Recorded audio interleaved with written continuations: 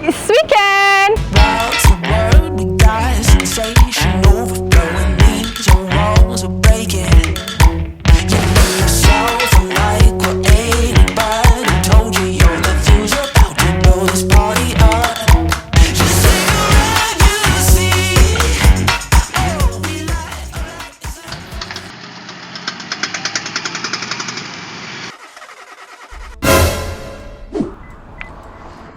Alamak, macam mana ni?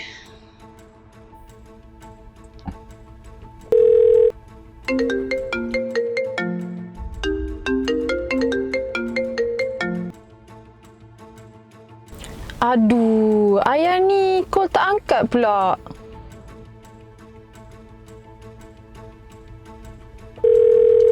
Ha, Farah. Kereta I rosak ni. Macam mana Rosak? Kenapa you tak hantar bengkel je? Sekarang ni nak start pun tak boleh. I takut lah. Dah lah I seorang-seorang dekat tepi highway ni. Tak apa. You relax. Last time, kereta I breakdown juga. I guna satu apps ni. You download 365 Assist. 365 Assist? Iya, you download and proses dia senang je. You klik butang breakdown and automatic apps tu akan detect location you.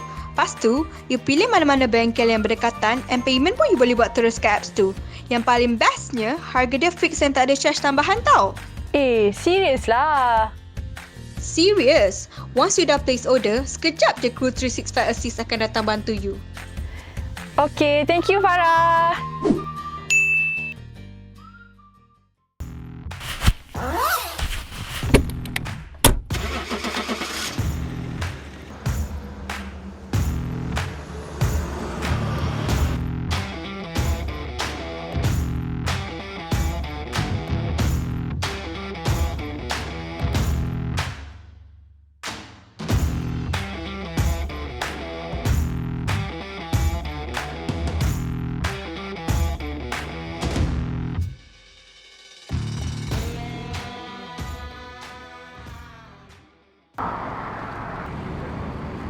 Terima kasih 365 Assist.